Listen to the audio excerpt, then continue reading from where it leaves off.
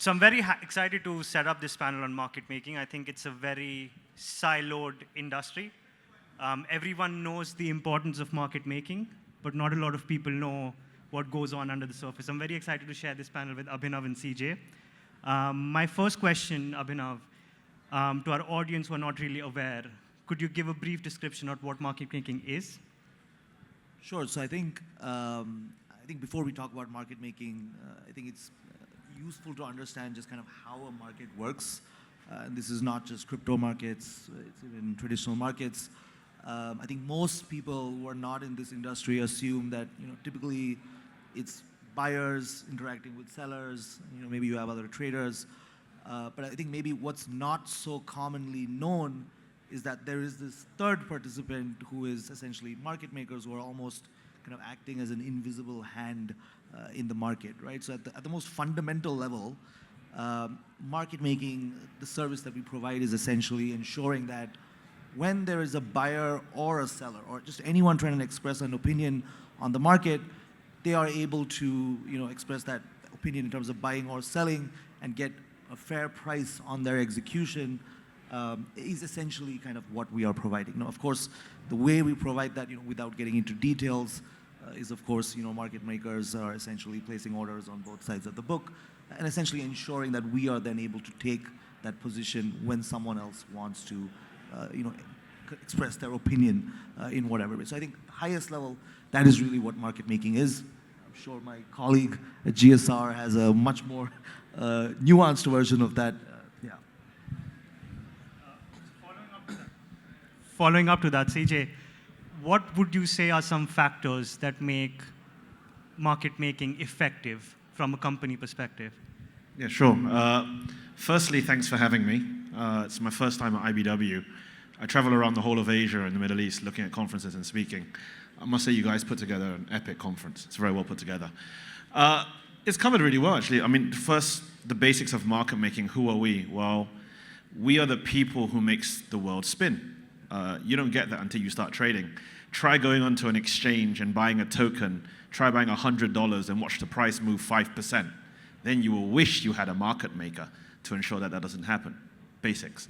Now, as a company, how do you make sure that you do what's right? Well, market making within crypto, and I say this specifically within this sector, has a very, very bad reputation.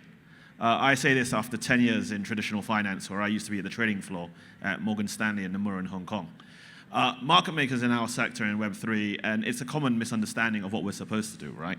So the question becomes, as a corporation, as a company, as people who want to do what's right for this industry, how do you build something right? Well, you do it with the long game in mind. And what is the long game? The long game is the fact that we can celebrate right now Bitcoin's at 100K, but the fact of the matter is we have so much more to learn as an industry. And I think building a company means understanding what is your compliance aspect, what is your regulatory approach, what is your system robustness to be able to handle the orders. And I think that's something that's done over time. It's not something that's done overnight. And I think that's the direction that most market makers will actually end up going to in the next 3 to 5 years. So coming from a traditional finance background, what would you say are the major differences between the crypto market and the TradFi market? So besides market side, let's talk about the market makers. The problem in crypto is everybody calls themselves a market maker, and that's the biggest problem.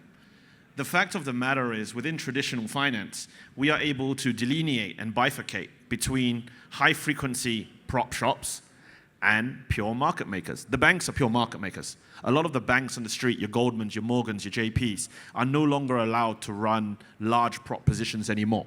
Their job is to facilitate trading. But your Jane Streets, your Jump Trading, your Millenniums, your Citadels, they are the high-frequency prop shop.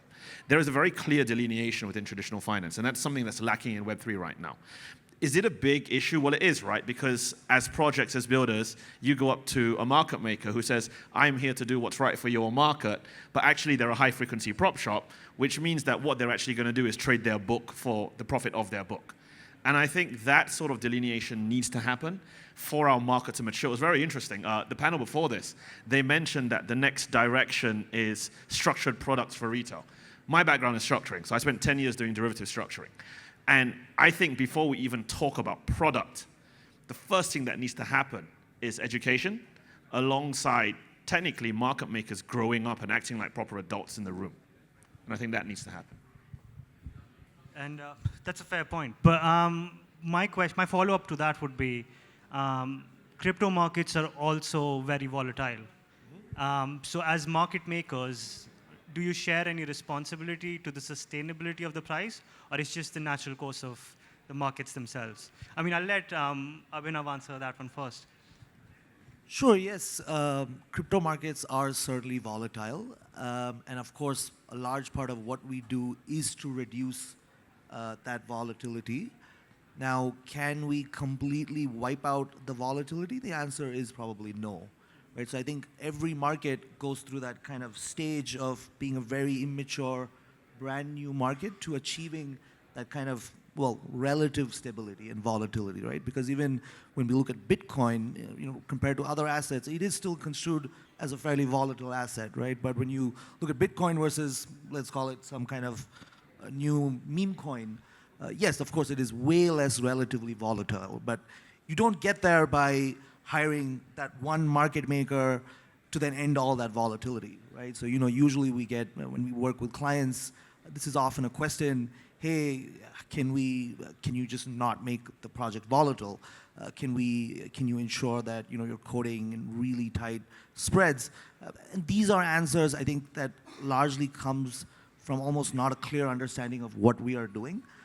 So I think all projects, tokens, assets will go through this journey where they start off with a market maker, and then of course we will, again, in line with the kind of asset, the market, the volumes, the venue, etc. There are things that we will do to ensure that that volatility is fairly constrained. There's only a certain level that you can go, and as the markets mature, you see this kind of natural organic cycle where you find more and more market makers participating in that asset, and then that over time increases liquidity, reduces volatility, and then you kind of end up at that fairly mature stage where you're not as volatile. I mean, to your point about what's our responsibility, I'm sure many of you out in the audience, besides being traders, are actually builders. And I'll say a very cutthroat statement, but it's very, very true. A market maker's job is to keep you out of prison. You'd be surprised about that statement. As a founder, if your price is going down because Bitcoin is dropping 10%, and you go to your market maker and say, you have to hold the price, you do realize that's market manipulation, yeah? In any traditional world, you go to jail for that. Like, that's what happens. Why should Web3 be any different? And that is something that needs to change. And I fully agree with what you just said, where the issue we face is there is a lack of maturation in terms of the growth of a market, where if you get multiple layers of organic volume, that is a natural smoothener. What is a market maker's true role? Think of it as building a house. Our job is to put foundational pillars. These are the bids and the offers in the book. These foundational pillars are so your market has what we call market structure. It is for you to market. If you've identified the proper niche statement, the proper problem statement with the proper solution, you will naturally have organic volume to come in and fill it. If you are in a situation where there is no organic volume, then no matter what type of magic dust your market maker sprinkles, you will still have a problem in your market. And that is something that Web3 is actually learning very quickly right now. So for founders that are going through this phase where, let's say, their price isn't seeing much action, right? So what advice would you have for them? Is it just try to make more announcements, do a pivot, launch new features? Like, what can actually get that project going? I think, so this is a very dangerous question, and something that I still remember I was on the panel in Token. I know Sui's moved a lot since then, right? And they launched new scalability solutions and speed. Well, it goes back to the fundamental thing. Building in Web3 is no different from the high street business that you see in Web2. It's no different. There is demand, there is supply. If you have created a product that nobody is using, then your problem statement was wrong. And I think this is the issue I find, right? I have a lot of I'm based in Singapore, and I have a lot of founders who come to my office in Singapore, and they're like, oh, this is a great solution, this is the problem, and I say, fine, how are you going to make money? Because you're a business. And the first answer is always, I'm going to sell tokens. And you sort of ask yourself, and you're like, okay, so this is so far broken, because the next question is, okay, after you've sold tokens, what's next? And I swear, in 2022, the next average statement to me was, I'm going to do an NFT drop. And I'm like, come on, guys. Like, you are running a business. So pivoting is one. Announcements is another. And the biggest thing as a founder, and I don't claim to be, I've run restaurants, so I've been that kind of founder, but being a founder in Web3 is really not easy. It's very, very, very, very difficult, which is why, transparently, out of 1,000 projects, 10% succeed, and even that's a very gracious number. I think what needs to happen as a founder, yes, you can pivot. Yes, you can make new announcements, new partnerships, but you fundamentally need to ask yourself at the core of it, who is going to use my product? Because the way, and this is something that needs to change within crypto, and I think this is a direction we're going to go into. The way you should look at tokens in this space is tokens, yes, they're a speculative asset. I get that. But tokens are an asset to be used within your ecosystem. Your ecosystem should be able to thrive because people are using it, generating fees. That's why you're a business. That's why you grow. Then when you drop the token in, that's when you get that circular motion, that velocity of money. And I think that mindset needs to be adopted more. Has this been the same case for you as well? No, I 100% agree with kind of every word he said. Yeah, absolutely. I think we get very similar or have very similar conversations with founders.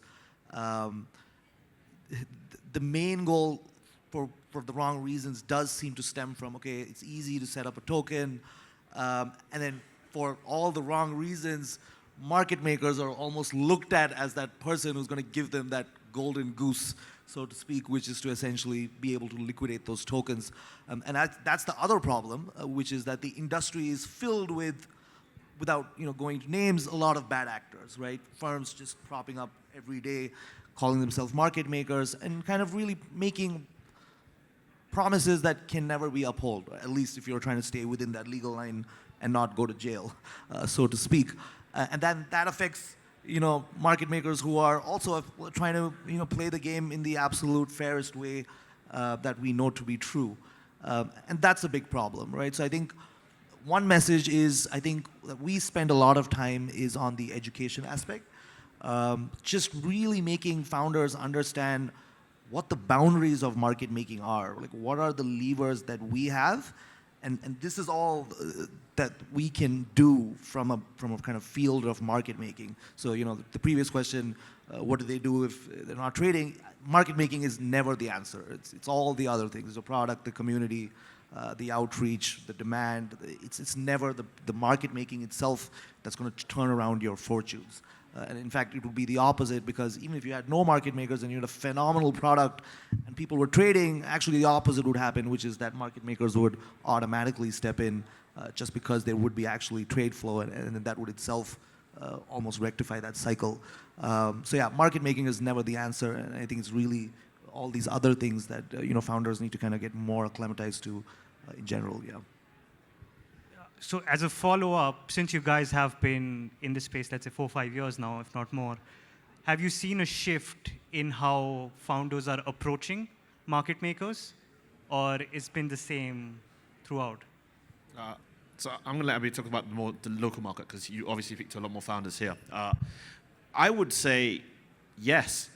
And it's massive, right? If you talk to a lot of the largest layer ones on the street who employ market makers now, their mindset is that I don't want to go to prison. Am I doing things on a regulated basis? I think the one advantage GSR has, and I know this because I spent 4.5 years doing this, right now we're actually the only regulated market maker in the world. So I'm fully regulated by the MES, which means that the guy right now talking on stage, i.e. me, I'm actually the guy that goes to jail if we're caught for doing illegal things. And that's a new paradigm, because that's where we're moving towards. Because if you think about regulation, and this is very important, in the regulatory aspect, I don't see a regulator coming in and saying tokens are all securities. You do that, everything goes underground. It just doesn't work. So how do you do it then? Well, you start regulating the infrastructural players. And I know, transparently to the audience here, I know Bitcoin's at 100K once again, well aware. But our discussion sounds a lot more down to earth and boring, and we're not jumping up, slamming balloons. Well, market making is not supposed to be sexy. We're supposed to do our jobs and do it right. And if we do it right, well, you have a proper market. And with that proper market, when you market, when you strategize, you can feel confident that people can enter and exit that market. So a lot more founders, I find, are a lot more grown up right now. Not only that, a lot more founders are becoming very aware of what trading should look like. I think the biggest analogy now that I tell to founders when I meet them, and I think this is a really interesting way of looking at it, you never want to really have a very active market maker. An active market maker is somebody who takes levels in the books. Our job is to make levels, meaning put levels there for people to trade with. And the reason why is this. You do not want the shark trading with the goldfish. You want the goldfish trading with the shark, meaning we just sit there and we don't do anything. Because every market maker on the street has better algorithms, more capital, more sophisticated strategies, that you don't want that in your market because it's very toxic, it's a very dangerous thing to do. And I think that direction, founders get it now. Like the discussions I'm having now compared to 2020, a lot more founders are, instead of, what can you do for my volume, what can you do for my price, their exact comments is, what do you do for my liquidity? And I think that's a very big shift and a paradigm on it there. And I think liquidity is an interesting question because I feel there's, for a lot of early stage projects, they either opt for SEX listing or some of them might opt for a native DEX listing, right? So as a fact for a project itself, for them to approach market makers, like what are some metrics that you guys look at before you choose a project to collaborate with? So I think as market makers, and I was talking off stage with CJ about this. I think our perspective is, you in particular asked us, how do we vet projects? Of course, beyond the basic level of them being legitimate, and them not necessarily creating product in something that's maybe construed as illegal or not a security. I think beyond that, we feel our role is really as an infrastructure provider, because when you think about liquidity, it is not really our prerogative to decide if someone should deserve liquidity in the first place, right? So I think from a high level, as long as there is some kind of agreement, we're going to engage. We do not go that extent where we're going to now dial down and say, you need to have X amount of community members or so on and so forth. Of course, yes, there are certain high-level decisions and maybe more macro things like certain trends, etc. But I think in general, we look at ourselves as much more infrastructure. We do not want to be that gatekeeper to say that you do not deserve to have liquidity. That's the market's job. You've built a product. We're simply providing you the kind of the market structure, as he said. And the rest, the market will decide whether you deserve to survive or you die or you do not move on, right? So I think that's what I would say about in terms of metrics where we itself are kind of deciding whether we would engage with them or not. I mean, dare I say it, and an add-on, the approach is an auto-filter. If I tell a project who comes to my office for a first meeting and I say, I don't do price support, I don't do volume wash trading, I just provide base level liquidity, and the biggest metric you should always gauge me by is uptime. How often I'm in the books. Warren Buffett said it best. Tide goes out, who's wearing shorts, right? Same logic in liquidity, right? That's an instant filter, because if you're a founder who goes there saying, I want you to put my price 50x, you're never going to come back and talk to me anyway. And I think that acts very, very well. And interestingly enough, from my side, well, I don't want to work with founders like that, because you have a completely wrong impression of what my job should be. I think fundamentally, this choice, and it's like dating. You don't get married after the first date, unless you're completely drunk. But along that line, you do it multiple times. And I think, what is your job as a founder? It's to build a good product that people use. What is my job? To handle the capital markets, that when you've built your product, people come and trade. And that's the environment. If you are working with a market maker, where every day you are going to message them, what are you doing? What's done? What's happening in my market?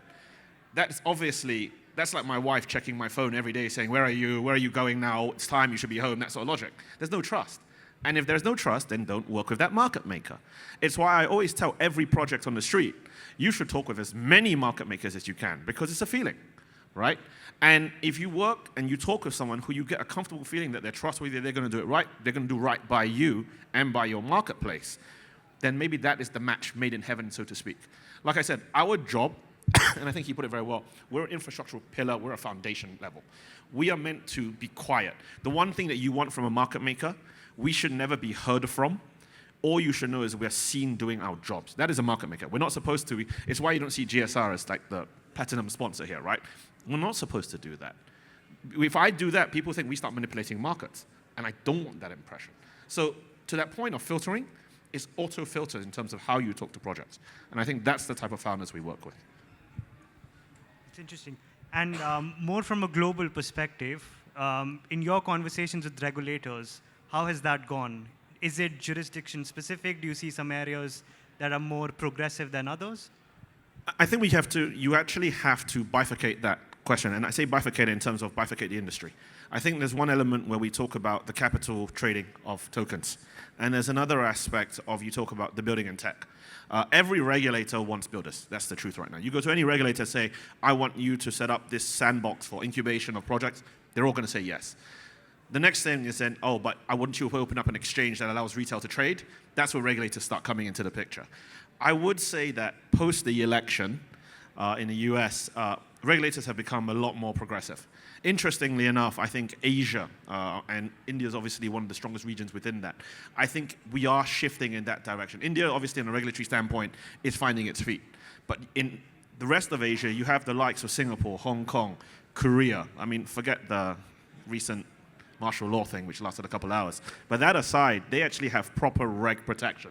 They have, right now, looking at a system, how do you tax crypto? To me, and a lot of people say, oh my God, you're going to tax crypto, let's hide it. But think of it the other way. The fact that they're willing to look at it and tax it, it means they're willing to recognize it as a proper asset. Otherwise, they wouldn't tax it. Right? It'd be one of those things just let go by. And I think that's a very positive way. I think the Middle East is a very interesting market. You are seeing a lot of battling between Dubai, Bahrain, and Abu Dhabi. I think that will work out really, really well. But the one thing I say now to look at from a reg standpoint is what does the US do next? We've had a lot of pandering. We've had a lot of conversations. Yeah, he's pro-crypto. He does this, he does that. Let's see that action. Let's see that action plan come out because that will dictate not only where flows go, but it dictates where the builders go. And that will be very interesting.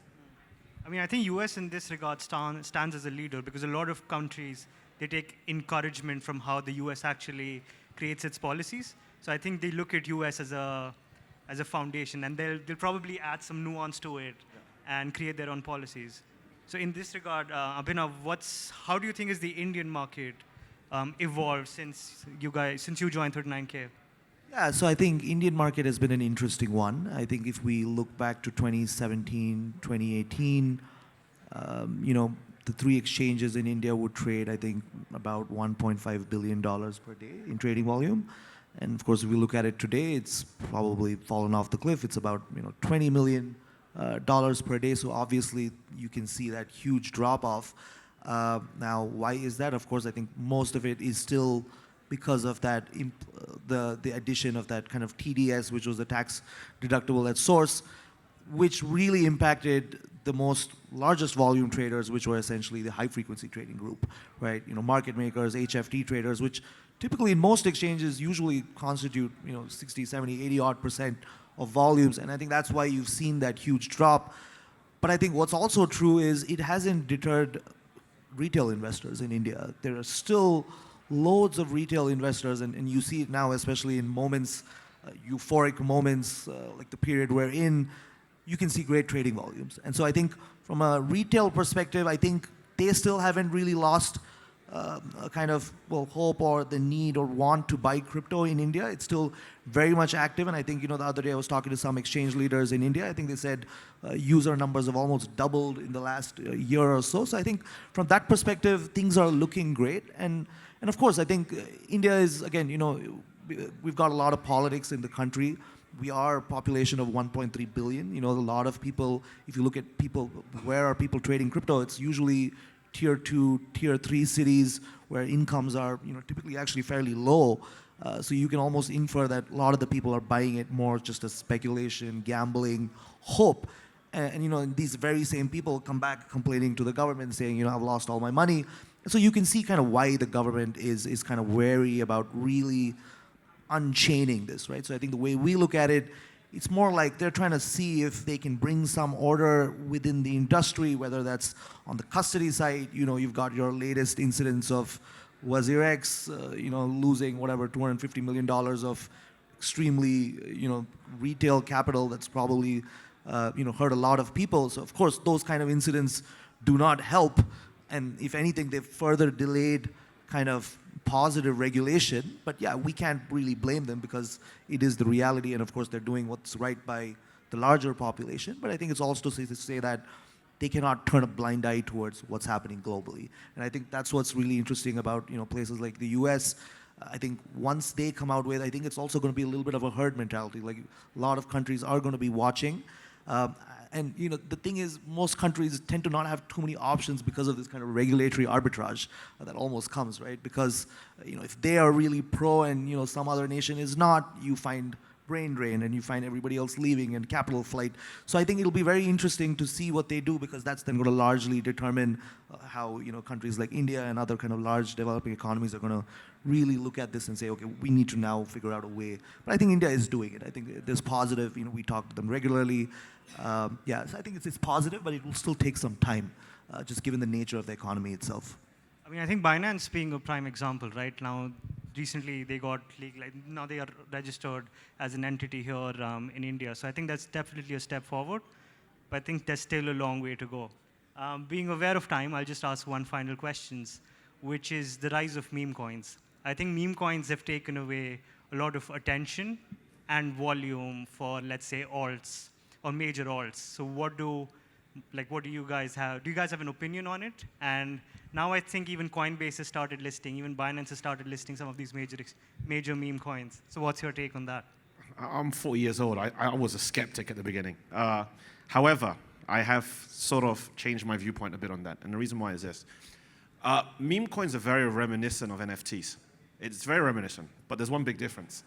It's a lot more accessible, it is a lot more understandable, and it is actually a lot more liquid. I'll explain why. If you produce an NFT collection tomorrow, and I'm tired of monkeys with cigarettes, but let's assume we take an iguana and we put multiple caps on him. The way the market works is, okay, this cap is worth X, this is worth Y, this is worth Z. So suddenly you're getting a lot of this, and as retail investors, you're like, which one do I go after, right? It's very difficult understanding. But what does a meme coin do? Well, a meme coin says, well, I think this is cute, it's constant, it's easy to understand, let's do it. And interestingly enough, I think we have only begun to scratch the surface of how meme coins will evolve, genuinely. Yes, there's a lot of scams out there. Yes, the most recent successful one was Chill Guy. The founder's out in Singapore. Peanuts also done really well. And is meme coin a direction where we really need large centralized exchanges to keep it to, well, not really, because meme coins are community driven at the end of the day. And I can foresee a world where meme coins are almost a way for community fan clubs to revel around an icon, and that being it. Now, how do you do that? Well, obviously, you engage with the icon. You have ways of this sort of communication, and it becomes technically a fan club in itself. So I do think there's something funny about it. Dare I say it's the joke within crypto, and I think it's a fun way of doing it. It makes us different. But the one caveat I have, and the one thing that does worry me, is the nature of meme coins also allows us to, dare I say it, produce a rug a second. And that is dangerous. I think that production, sweeping it out, it happens so much that we don't realize we're hurting ourselves. Like all those guys out there who create these things and then rug it within an hour, you don't realize what you're doing into the industry. Like this is really the chance to do the fun side of crypto on a way that is not infra, it's not about the picks and the shovels. It's a way to do it where you just get communities involved. So I see the potential, I see the direction, but along that way I think there will be a bit of pain with this journey. Yeah, I think similar similar thoughts. I think who are we to say whether someone should buy a dog named whatever, or a rhino or whatever, right? I mean, when we think about crypto itself, crypto is so deeply rooted in culture, and to me, memes. I think more and more as VCs, market makers, all of us, we go through this thing. You start to really see this kind of culture aspect seeping through, right? So today it's about cats and dogs. My thinking is, over time, this is going to evolve much more almost into like culture-based coins, right? You might start seeing communities that are kind of centered around much more deeper, nicher thoughts and communities and ideals. Partly the reason this is fueled is also because of, it's almost like this way to fight back against the traditional finance, right? Which is all the upside is usually held by early investors and VCs, and partly this is kind of their way of saying, well, no, this is us fighting back, because typically if you look at meme coins, it's usually largely distributed to the community. So it's their way to almost take power back, combined with this aspect of culture and this common belief that you believe. So I think meme coins are, yes, I think there's something to appreciate about them. And we cannot avoid that culture aspect, right? Because I think it's deeply ingrained in society now. Even just jovially, when we think about the United States elections, I keep telling my friends, largely as crazy or not crazy as you may think, Donald Trump is, partly there's this feeling that people just love that feeling of just being real, right? And just that resonating with this thought that that is real. So in a way, memes is almost similar, right? It's like you know what it is, you know what you're kind of around it, and there's no other reason why you should not buy it. Who are we to say that it's not worth it, right? So I think, but of course, the other aspects of the rug pulls and all of those things are worrisome, but I think they will also start going through a cleanse phase like all the other things in crypto. I mean, I think it's just speculation, right, ultimately. And like, there's none of this garb around utility or PE ratios or any financial metrics. It's just hype it up as much as you can, and that's it. On that note, thank you guys for the panel. I think it was very insightful for me as well. Hope you guys learned something too. Thank you guys.